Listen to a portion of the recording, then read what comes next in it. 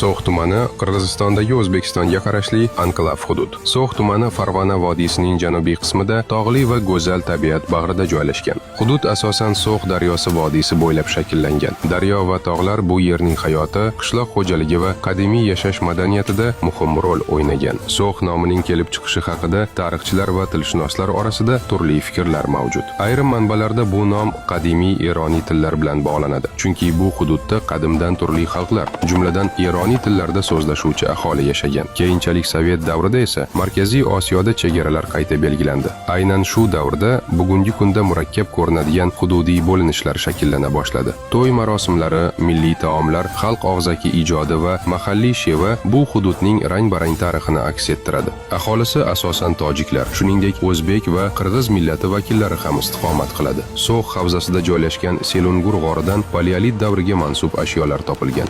Zahiriddin Muhammad Bobur Hindiston sari yurishidan avval 1 yil So'xda turganligi to'g'risida ma'lumotlar Boburnoma asarida ham keltirilgan. Tuproqlari bo'z tuproq va o'tloqi tuproqlardan iborat. Yovvoyi hayvonlardan tulki, bo'ri, quyon, tog' echkisi, parrandalardan kaklik, bedana, zaxcha va boshqa ko'plab turlar uchraydi. Daryo va ko'llarda turli xildagi baliqlar bor. Tog' sharoitida na'matak, ravoch, kiykot, zira, yalpiz, shuvoq va shunga o'xshash dorivor o'simliklar o'sadi. So'x tarixi bizga shuni ko'rsatadiki, hududning qadri uning faqat siyosiy chegaralarida emas, balki unda yashagan xalqlarning xotirasi, mehnati va madaniyatida namoyon bo'ladi.